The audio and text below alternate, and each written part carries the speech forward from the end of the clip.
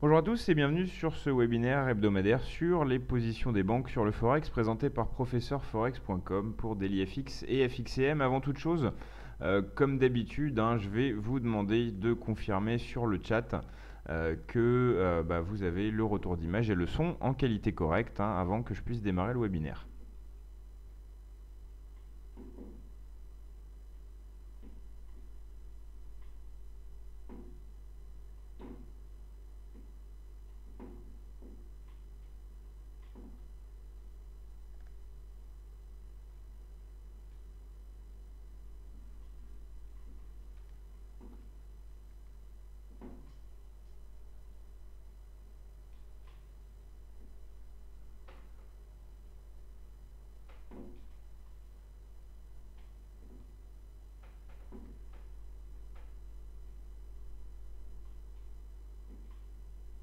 Ok, très bien. Alors, donc voilà, donc on va pouvoir démarrer ce webinaire. Alors, je rappelle que c'est un webinaire présenté par professeurforex.com, donc pour DailyFX et FXCM. On y parle du portefeuille des banques. C'est un service édité par professeurforex.com et qui consiste pour nous à rechercher, compiler et suivre des conseils Forex fournis par les grandes banques internationales. Il faut savoir que toutes les grandes banques, nous on en suit environ 17, toutes les grandes banques publient des informations sur certaines de leurs prises de position et également envoient des conseils à leurs clients particuliers ou institutionnels à travers leur site de recherche. Nous, notre travail, c'est de rechercher et d'accéder à toutes ces informations et de les compiler sous forme de tableau que vous pouvez consulter facilement, ce qui en fait un réservoir de conseils Forex, donc sur 10 paires de devises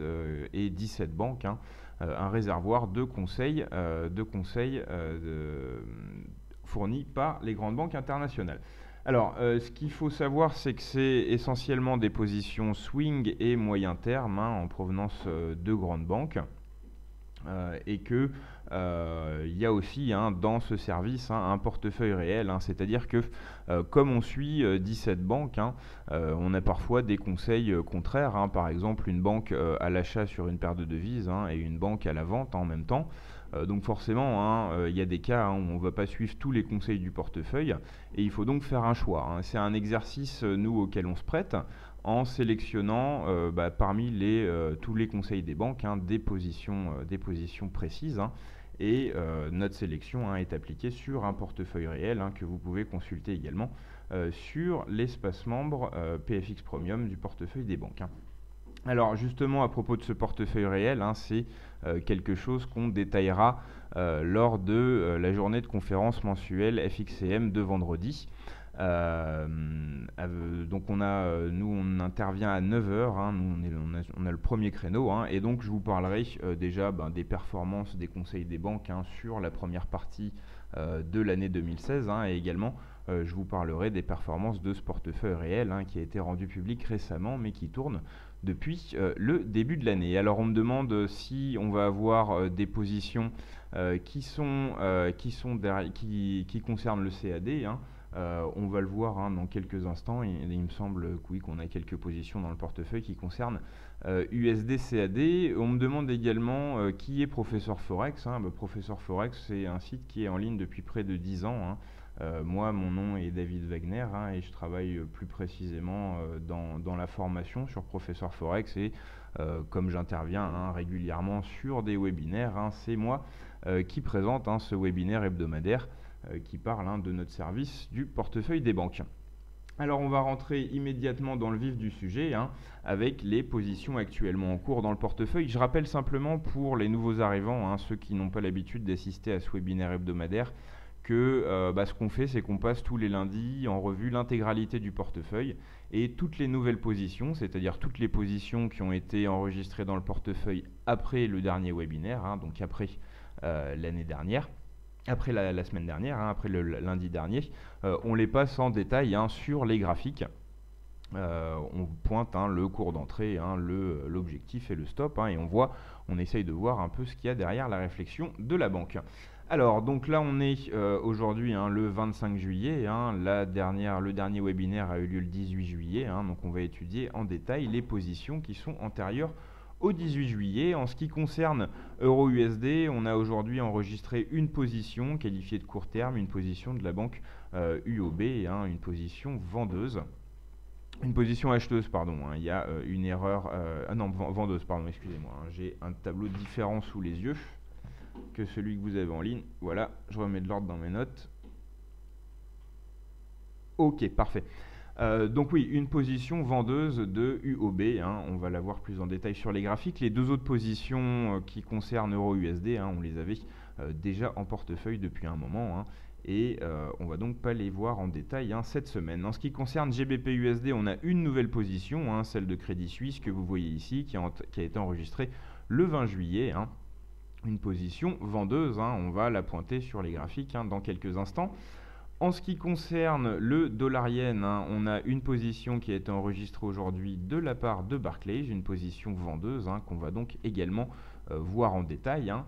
Et pour les autres paires de devises, alors on me demandait s'il y avait de l'USD-CAD. Alors oui, on a une position en portefeuille, mais malheureusement, ce n'est pas une position récente, hein, elle a été ouverte le 1er juillet. Par contre, sur AUD-USD, on a pas mal de banques, hein, qui ouvrent des positions aujourd'hui. 3 positions vendeuses enregistrées aujourd'hui, hein, toutes prises à peu près sur le même seuil. Ça, c'est quelque chose auquel il faut s'intéresser de près. Hein. Quand on a 3 banques, hein, qui interviennent dans le même sens, sur le même seuil, au même moment, c'est forcément qu'il se passe quelque chose, hein, forcément qu'il y a une opportunité qui est intéressante pour une raison tangible. Hein.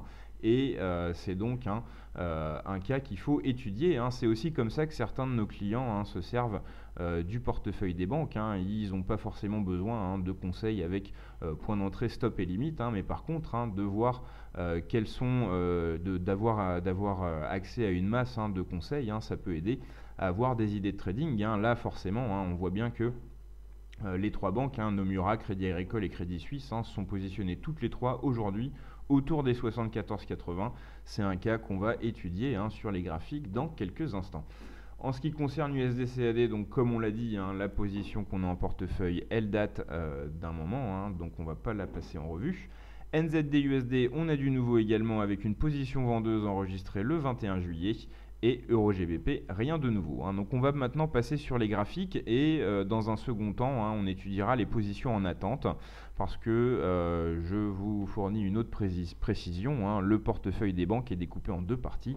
D'un côté, les positions en cours et de l'autre côté, hein, des positions en attente.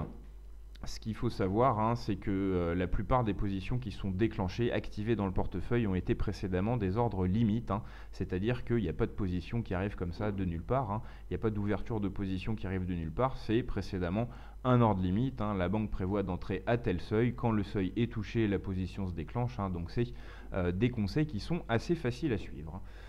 On me demande s'il existe le même service sur des positions en day trading. Non, parce que, comme je l'ai expliqué au début du webinaire, nous, dans le cadre du portefeuille des banques, ce qu'on fait, c'est essentiellement un travail de recherche qui prend du temps. Hein, et donc, hein, on n'a pas forcément, hein, les conseils à l'instant de leur publication. Pour relayer comme ça des conseils de day trading, hein, il faudrait qu'on soit beaucoup plus efficace, hein, sur la façon dont on trouve ces conseils et qu'on puisse les relayer presque en temps réel.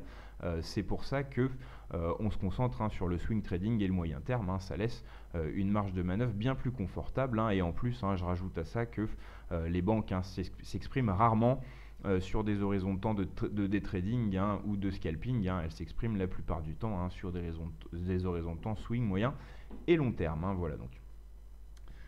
Donc on va maintenant, comme je l'avais promis, hein, passer sur les graphiques. On va commencer bien sûr par l'euro-dollar. Hein. Donc on va se mettre en données horaires.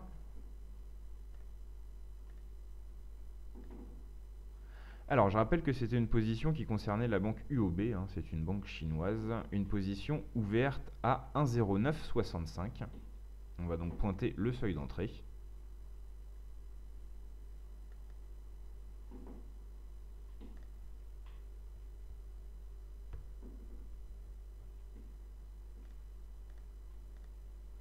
Voilà.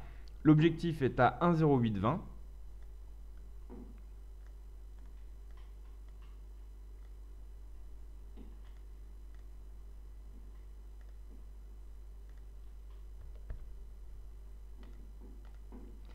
et le stop est à 1,1040. Alors on va réduire l'échelle.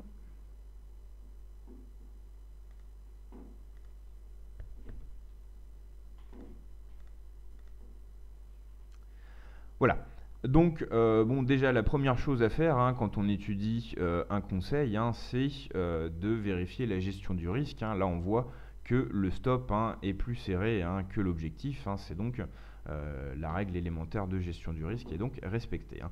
En ce qui concerne le stop, on voit qu'il y a une justification graphique assez précise, hein, bien qu'on ait eu des tests hein, de ce seuil des indices 40, hein, on voit qu'il joue hein, plutôt le rôle de résistance actuellement. C'est vrai qu'il y a des risques de fausses cassures hein, avec ce seuil des indices 40, mais comme on le voit graphiquement, hein, c'est un seuil hein, qui a du sens hein, en tant que résistance. Hein. Donc voilà pour le stop. Bon, le point d'entrée 1,0965, hein, là pour l'instant on est en perte, hein, mais comme on le voit en s'approchant des indices, hein, les baissiers ont repris un peu le contrôle sur euro-dollar, hein, donc là pour l'instant pas de quoi s'inquiéter vis-à-vis de cette position. En ce qui concerne l'objectif, le seuil des 1,0820, il faut remonter, alors on va changer d'échelle de temps, hein, on est là, on est en données horaires, on va passer même en données journalières hein, pour aller chercher la dernière fois où on a touché ce seuil des 1,0820. Ce seuil des 1,0820 a été touché la dernière fois le 10 mars 2016. Hein, et on voit bien hein, que graphiquement, hein, les 1,0820, 1,08, hein, c'est un seuil particulièrement significatif, hein, notamment sur la fin de l'année 2015, hein, début de l'année 2016. Hein. Donc cet objectif, encore une fois, a une justification graphique assez claire. Hein. C'est ça qu'il faut faire hein, quand on cherche à suivre un conseil, particulièrement dans le portefeuille des banques, hein, parce qu'il y a une sélection qui doit s'opérer. Alors, on me dit que le graphique est flou, alors je vais essayer de zoomer hein, pour que ça soit un peu moins flou. Hein. Ce qu'il y a, c'est que la qualité, elle ne dépend pas que de moi. Moi, j'envoie une qualité qui est normalement correcte pour tout le monde. Après, en fonction des aléas, des connexions internet et de par où tout ça passe, hein, on peut effectivement perdre en qualité. J'en profite d'ailleurs pour vous dire que ce webinaire est enregistré et qu'il est publié un peu après, peu après que j'ai fini de m'exprimer. Hein, c'est publié sur la chaîne YouTube de DailyFX. Donc vous pouvez retrouver en très bonne qualité hein, tout ce webinaire hein, quelques minutes après sa fin sur la chaîne YouTube de DailyFX. Donc on en revient à cette position, donc comme on a vu, un objectif qui se justifie d'un point de vue graphique, hein, c'est une zone très importante, la zone des 1,08, 1,0820. Pareil pour le stop, à court terme, hein, c'est un seuil qui s'est révélé important. Hein. Donc voilà, alors on parle toujours de problèmes de flou, hein, je vais essayer de travailler au plus gros possible. Hein. Mais comme je vous l'ai dit hein, dans les paramètres hein, du logiciel de direct, hein, c'est une qualité très correcte hein, qui est envoyée. Hein, et là, j'ai pas d'indicateurs hein, qui me disent qu'il y a des problèmes de connexion. Hein. Alors, la deuxième position, les autres positions qu'on avait à voir concernaient la paire GBP-USD avec une position enregistrée le 20 juillet, une position vendeuse de Crédit Suisse. On va passer donc sur GBP-USD.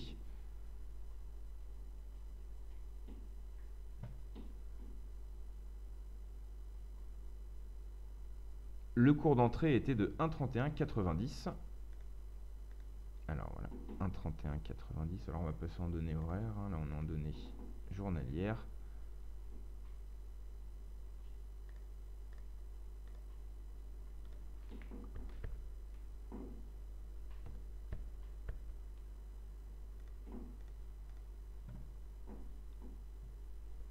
L'objectif est à 1,2755.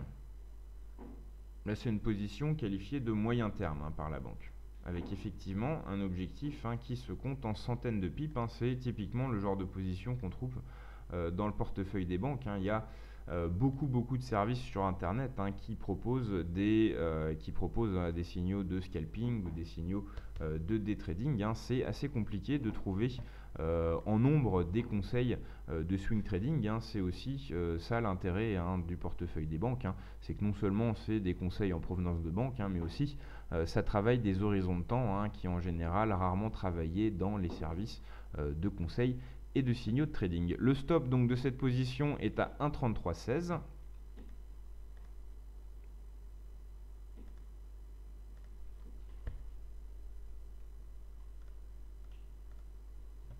Voilà, donc là encore une gestion du risque qui respecte les principes élémentaires. On a un stop qui est plus serré que la limite. On voit aussi que le stop des 1,3316 a sa justification graphique, entre autres avec le sommet du 18 mai. En ce qui concerne l'objectif, 1,2755. Alors, je précise aussi que la position est gagnante, presque depuis son ouverture. Donc ça, c'est un bon point déjà. Et il y a encore pas mal de chemin à parcourir. Comme on le voit, on est entré à la vente sur les 1,3190. Là, on est sur les 1,3120. Et l'objectif est à 1,2755. Donc c'est ça aussi l'intérêt des conseils de swing trading, c'est qu'on peut aussi laisser les conseils se déclencher, voir comment ils se déroulent et entrer peut-être un peu plus tard en modifiant un peu la gestion du risque. C'est pas un service de conseil ferme, je rappelle qu'on peut y trouver des conseils opposés, donc on doit faire une sélection de ce qu'on utilise dans le portefeuille des banques. On peut faire une sélection de différentes manières en faisant de la suranalyse entre guillemets comme on fait, c'est-à-dire en essayant de voir quelle est l'analyse derrière la banque, quelle est l'analyse derrière la réflexion de la banque. Et si on est d'accord ou pas, on peut aussi choisir les positions en fonction des performances historiques. Sur l'espace membre PFX Premium, on diffuse les classements des banques par paire de devises sur un mois, sur 3 mois, sur 6 mois. Donc ça vous permet d'aller voir quelle est la meilleure banque sur telle paire de devises et ça vous aide à sélectionner aussi les conseils que vous suivez. Donc il y a différentes manières d'utiliser ce portefeuille des banques et c'est toujours intéressant avant de suivre un conseil de toute façon de le pointer sur les graphiques et de voir si il n'y a pas de choses bizarres à première vue. Donc voilà pour ce conseil GBP-USD qui est en cours de réalisation.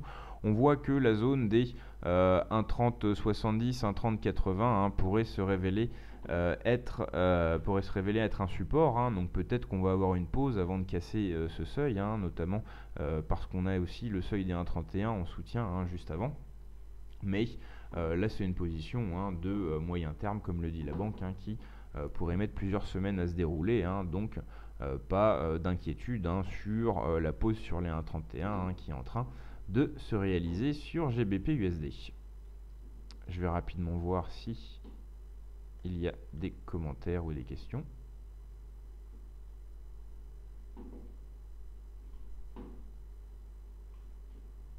Alors voilà, sur le chat, on parle d'un lien directement sur le site du service qu'on utilise pour diffuser, qui apparemment permet de fournir une meilleure qualité, donc n'hésitez pas à l'utiliser.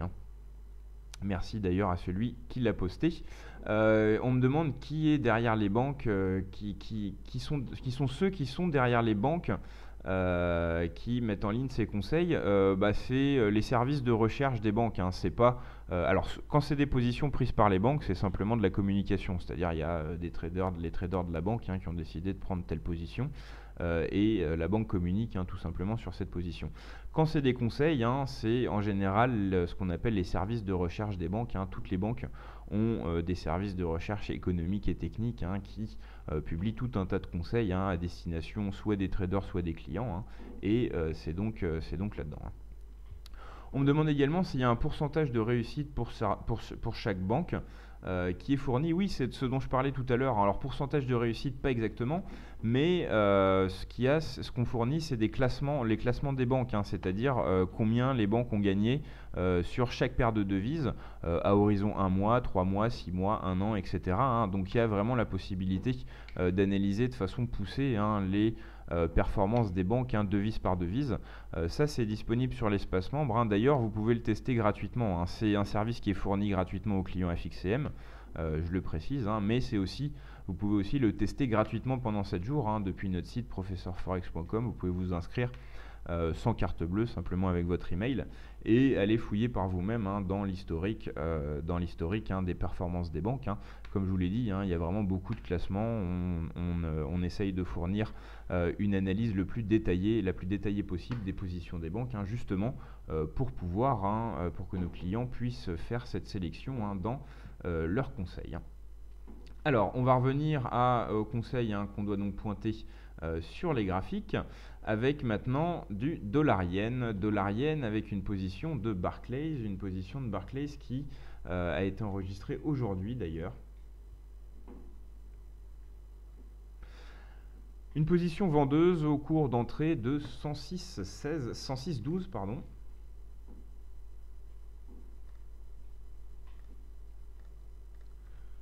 Donc une position qui, au cours actuel, se révèle déjà légèrement gagnante.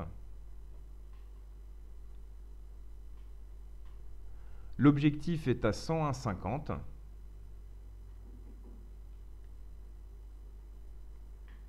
Là aussi, la banque qualifie cette position, ce conseil, de moyen terme.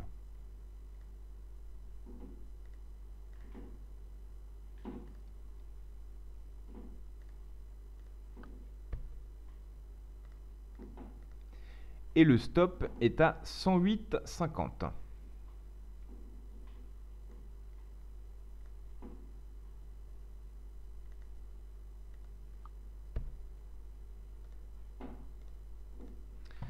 Donc encore une fois, le stop est plus serré que l'objectif, ce qui est une bonne chose. Ça respecte les règles élémentaires de gestion du risque. La position est actuellement en léger gain.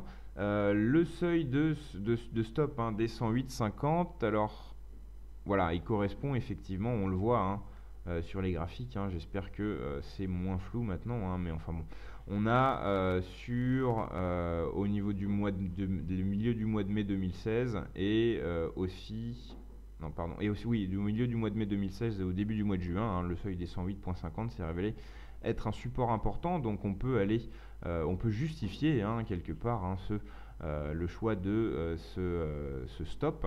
En ce qui concerne l'objectif des 101,50, c'est un seuil qu'on a touché plus récemment.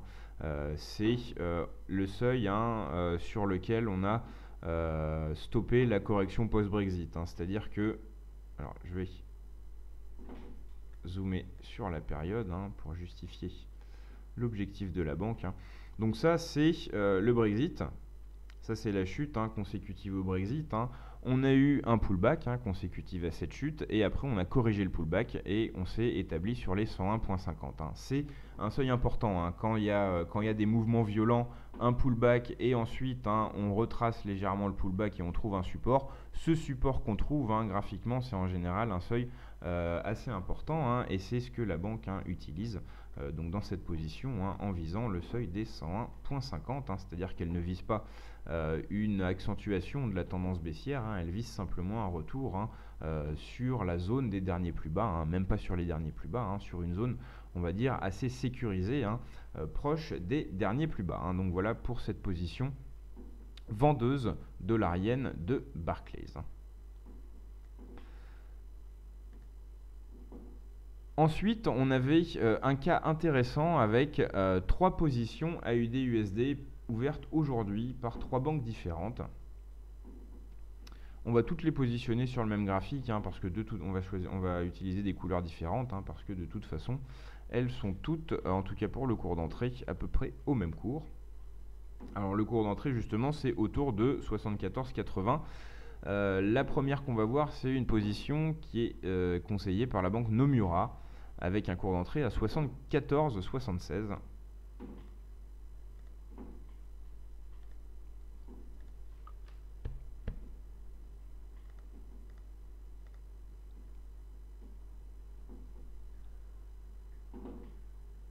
L'autre cours d'entrée, c'est Crédit Agricole avec 74,82.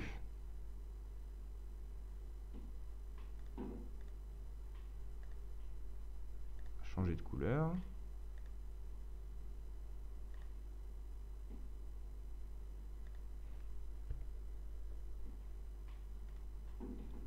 Et la troisième, 74,87 pour Crédit Suisse.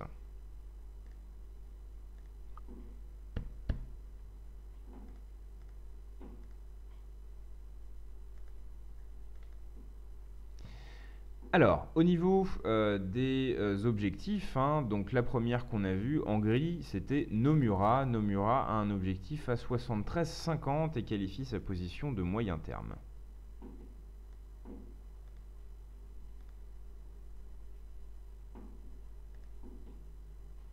Donc Nomura avait effectivement la couleur grise. Ensuite, Crédit Agricole qui est entré sur les 74,82, donc en rouge, vise, et un peu plus gourmande, toujours avec une position de moyen terme, et vise les 72,40.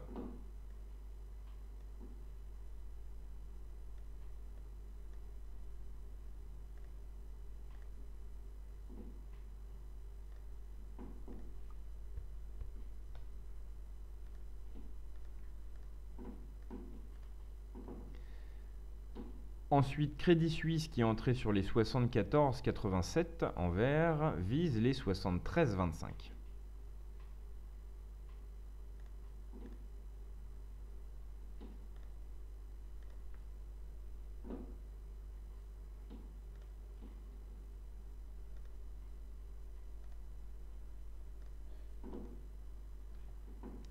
Maintenant les stops, donc on revient à Nomura, en gris, le stop est à 75,50.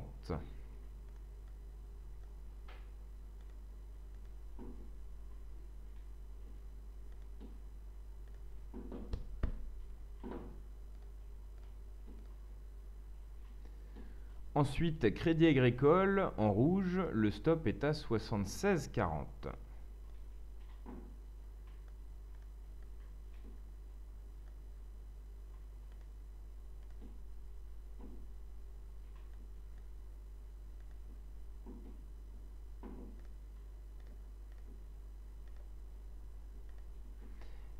Et enfin, Crédit Suisse en vert, le stop est à 75,20.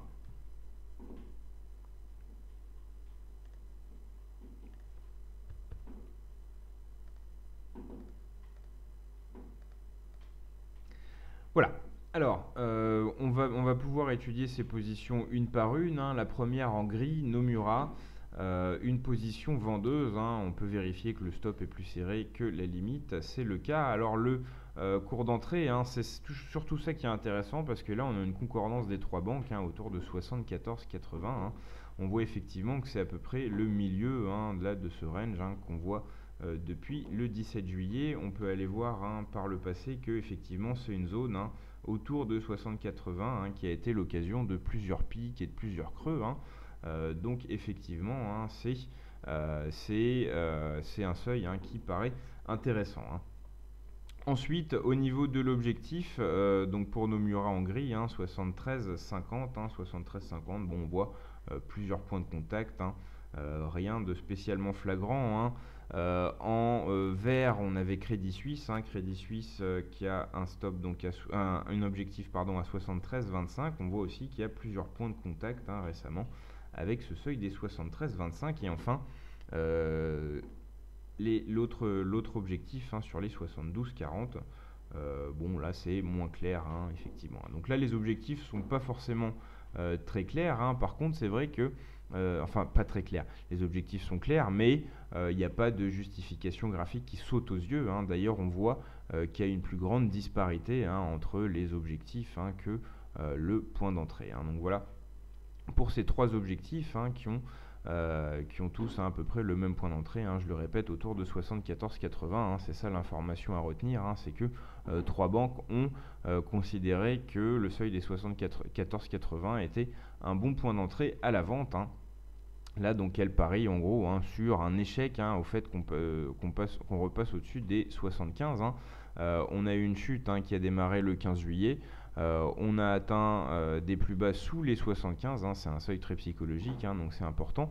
On a essayé plusieurs fois depuis de repasser au-dessus des 0,75, mais à chaque fois on a échoué. Donc là, ce que la banque se dit, c'est que cette fois, on n'arrivera même pas à aller tester ce seuil des 75, et on va repartir tout de suite à la baisse. C'est ça en gros la réflexion sur ce point d'entrée des 74.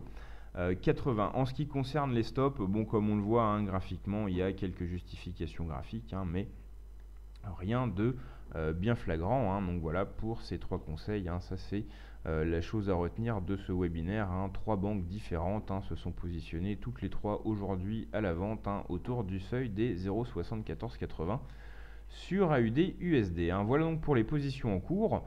On va maintenant passer aux positions en attente. Je vais simplement Nomura. Alors Nomura, on me demande qu'est-ce que c'est que cette banque. Déjà, c'est pas Naumura, c'est Nomura. C'est une banque japonaise, hein, une assez grande banque japonaise. Hein, vous pouvez hein, regarder sur Internet. Hein. On me demande si dans la liste des banques on a Goldman Sachs. Oui, on a Goldman Sachs. Alors c'est pas la banque la plus prolifique hein, dans le portefeuille des banques, mais il y a effectivement de temps en temps des positions de Goldman Sachs. On me demande si les banques nous téléphonent et nous donnent leur position. Bien sûr que non, hein, je le rappelle, hein, c'est un travail de recherche qu'on fait, hein, un travail de recherche dans la presse spécialisée, hein, parfois la presse spécialisée payante, hein, un travail de recherche aussi sur les sites de recherche économique hein, des grandes banques hein, qui sont parfois accessibles uniquement aux clients. Hein. C'est des informations qui ne sont pas vraiment publiques, hein, mais qui ne sont pas du tout privées. Hein. C'est des informations qu'on pourrait qualifier de semi-publiques. Hein. C'est-à-dire qu'on les trouve en creusant bien ou en étant abonné au bon service. Hein. Mais nous, notre travail, hein, encore une fois, hein, c'est pas d'avoir l'exclusivité de l'information, hein, c'est surtout un travail de collecte et de compilation hein, pour que vous ayez sous les yeux de façon pratique hein, une masse hein, de conseils. Hein. Après, s'il n'y a qu'une banque qui vous intéresse, hein, faites des recherches sur cette banque, hein, vous allez sûrement peut-être trouver par vous-même, hein, mais l'intérêt du portefeuille des banques, hein, c'est d'avoir une masse de conseils hein, et de pouvoir en tirer des conclusions hein, de cette masse. Hein. Donc voilà, on va maintenant pour terminer rapidement passer aux positions en cours, en position en attente, pardon. Hein. Les positions en cours, on les a toutes vues. Les positions en attente, on en a quelques-unes de nouvelles. Hein. Il y a un ordre limite de vente euro-USD de la part de Crédit Suisse. Hein. Je rappelle le principe de l'ordre limite de vente, hein, c'est qu'on attend une remontée hein, pour se positionner à la vente. On a également un ordre limite d'achat sur le dollar-yen. Hein. Là, on attend une baisse pour se positionner à l'achat.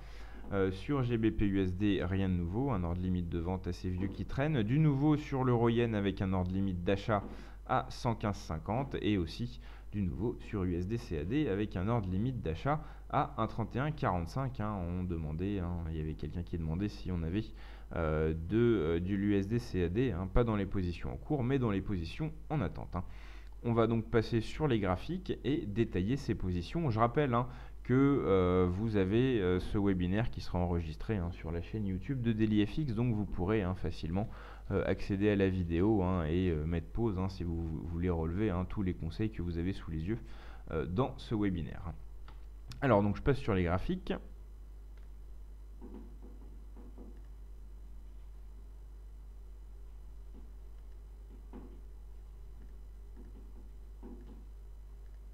Voilà.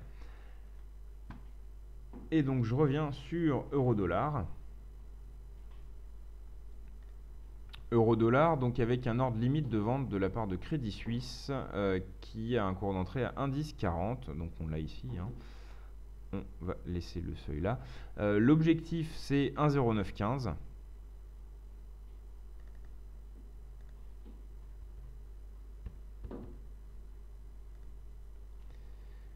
Et le stop c'est 1,1080.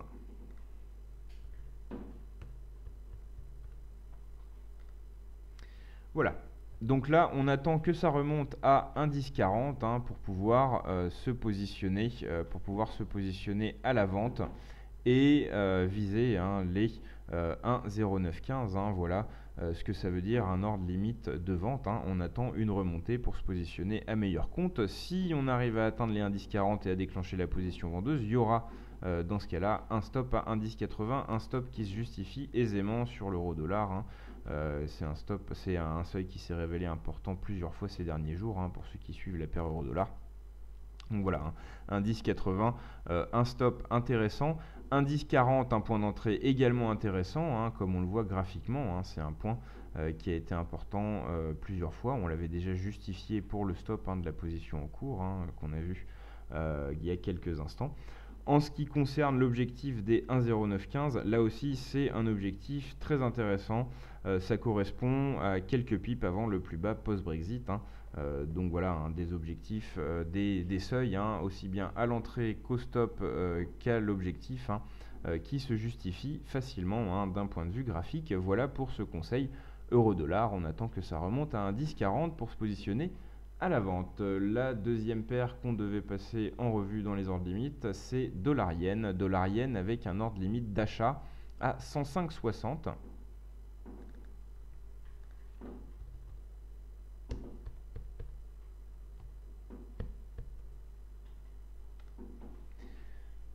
Donc on attend que ça descende à 105,60 pour se positionner, avec un objectif à 108,95.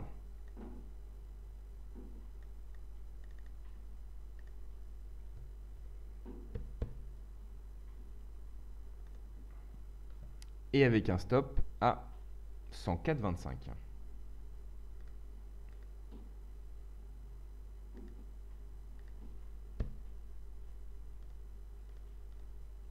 Voilà, donc là on est en chemin vers le cours d'entrée, vu que on est actuellement sur les 106,02, on teste le seuil des 106.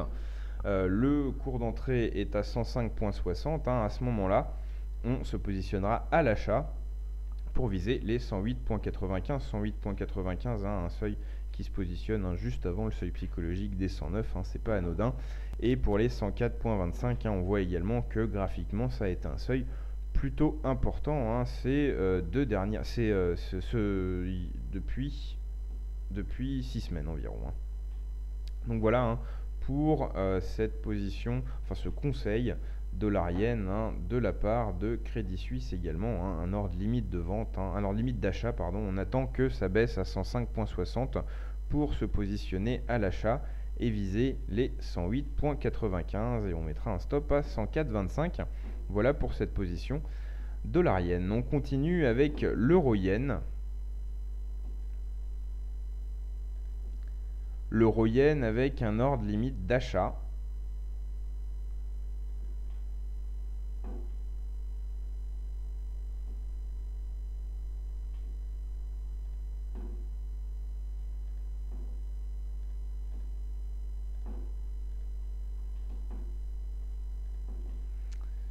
Alors j'ai du mal à afficher l'euro-yen, voilà, il est apparu. Donc le seuil de déclenchement est à 115,50.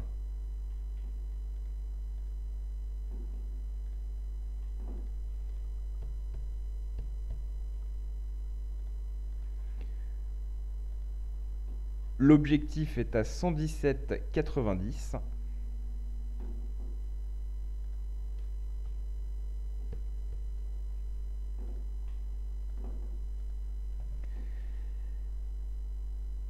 Et le stop est à 114,92.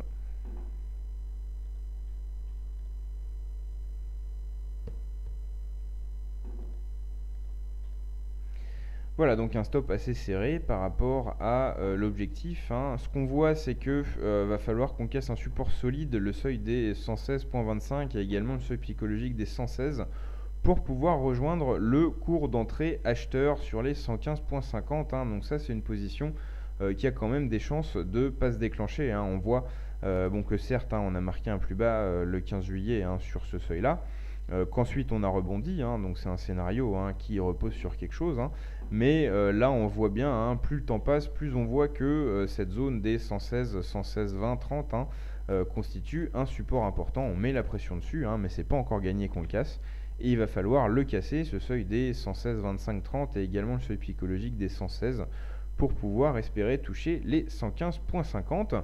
L'objectif des 117,90, c'est juste avant le seuil des 118 et c'est aussi juste avant les deux derniers sommets. Donc là, il y a quelque chose de prudent dans l'objectif. On va pas tester ni le seuil psychologique ni les derniers sommets. On se contente simplement de jouer le range. C'est la stratégie qui se trouve derrière cette position, ce conseil euro-yen de la part de Crédit Suisse.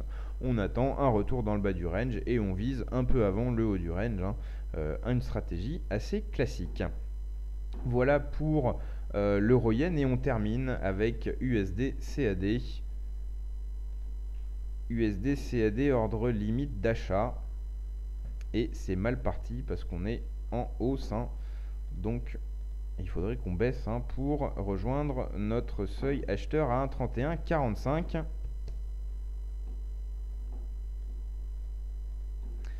1,3145, le seuil acheteur. L'objectif, ça sera 1,3450.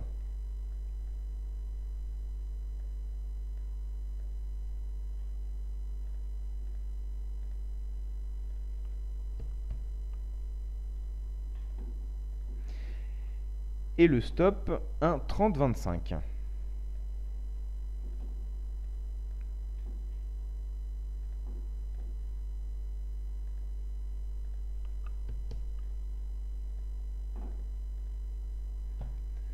Voilà, donc le stop à 1,3025, hein, il se justifie facilement. Graphiquement, on voit que ça a été un seuil important, hein, depuis le milieu du mois de juillet, hein. Il a été alternativement support, résistance, et puis plus récemment support, hein, ça a été son dernier rôle. Là, le problème, hein, c'est que ce cours des 1,3145, hein, ce cours acheteur des 1,3145, on risque de le louper, hein. Là, on a déjà cassé les 1,32. On est encore en bonne hausse, hein. La hausse risque de se poursuivre. Bien sûr, après, il y aura sans doute une correction, mais on aura après le seuil psychologique, hein, qui aura de bonnes chances d'arrêter la correction. Et ensuite, hein, éventuellement, on reprendra appui sur le seuil des 1,32 pour repartir à la hausse. Donc, c'est possible, hein, que cette position ne se déclenche jamais, hein. C'est possible que la banque, hein, elle n'ait pas anticipé cette accélération haussière, hein, soudaine aujourd'hui, hein, et qu'elle avait au contraire prévu, hein, une petite phase de faiblesse avant que ça remonte, hein. Donc peut-être en gros, hein, que la banque a tout simplement loupé le train. Là, c'était une position de City, hein, à voir, hein, si éventuellement on corrige, hein. C'est aussi possible, hein, qu'on corrige, hein, si on regarde, hein, l'ampleur des corrections précédentes. Si la hausse s'arrête bientôt, hein, et qu'on part dans une correction intermédiaire, hein, on a quand même des chances de toucher ce seuil des 1,3145, hein. Donc tout n'est pas perdu, mais c'est mal parti, hein. Voilà donc pour ce tour d'horizon, hein, des positions des banques. Je rappelle qu'on vous montre, hein, le lundi toute l'intégralité du portefeuille des banques, hein, mais je rappelle aussi que ça bouge beaucoup. On publie entre 2 et 3-4 mises à jour quotidiennes de ce portefeuille des banques, avec des banques qui modifient leurs objectifs, leurs stops, des positions qui entrent et qui sortent du portefeuille, hein.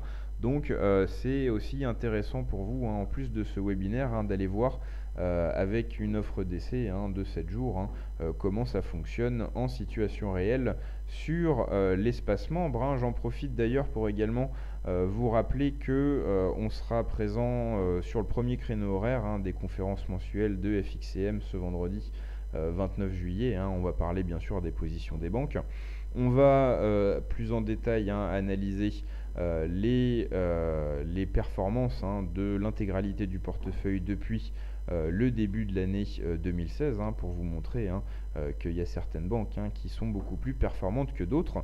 Et on va aussi, hein, vous parler de façon plus extensive, hein, du portefeuille réel, hein, que notre équipe gère en se basant, hein, sur ces conseils des banques, hein. En gros, on se prête nous-mêmes à l'exercice qu'on conseille de faire à nos clients, hein, c'est-à-dire sélectionner dans le portefeuille des banques des positions qu'ils vont suivre, hein. Je le rappelle, hein, il y a beaucoup de conseils avec des objectifs en général très larges et parfois des conseils contraires, hein. Donc c'est pas un service, hein, sur lequel on doit suivre l'intégralité des positions. C'est un réservoir d'idées de trading, hein. Il faut mettre en œuvre, hein, certaines techniques ou certains principes, hein, pour choisir les positions qu'on va suivre, hein. C'est ce que donc, hein, on fait avec ce portefeuille réel, hein, dont on parlera assez largement vendredi.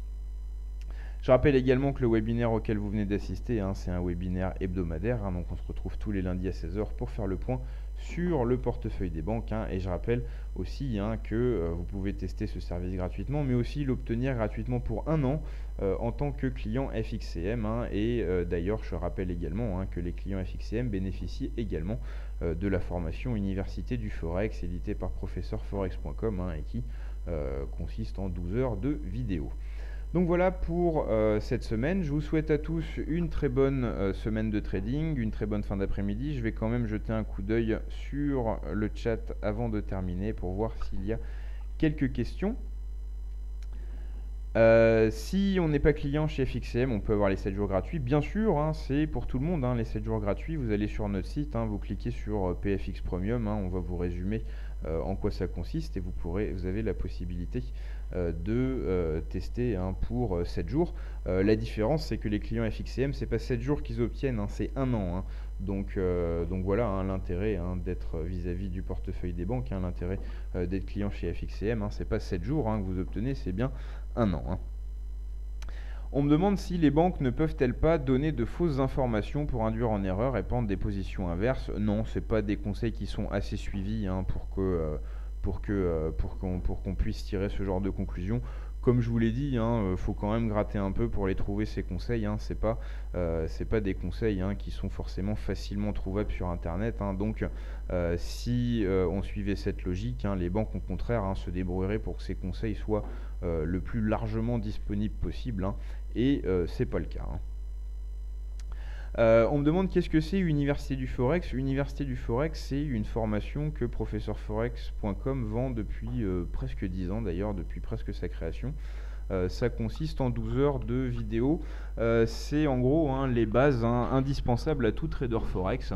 On ne parle pas d'une stratégie de trading en particulier, mais par contre on a des techniques pédagogiques qui sont vraiment plébiscitées. Tout le monde félicite cette formation pour sa clarté et pour le fait en gros qu'on a besoin de la regarder une fois et après tout est enregistré dans la tête. Donc ça c'est vraiment le point fort de cette formation, sa pédagogie, sa facilité de compréhension. Si vous êtes un trader qui a déjà quelques années d'expérience, l'intérêt sera moindre, quoique on a une grosse partie sur l'organisation des connaissances de trading au sein d'une méthode de trading qui peut être intéressante pour vous. Donc voilà pour les précisions sur ce qu'est l'Université du Forex. Je vais laisser maintenant le canal au créneau suivant sur cette salle de trading live de DailyFX et je vous donne rendez-vous la semaine prochaine pour refaire le point sur les positions des banques et surtout vendredi matin pour parler plus en avant du portefeuille réel géré par PFX en ce qui concerne les positions des banques. Voilà. Encore une fois, bonne semaine de trading à tous et à vendredi.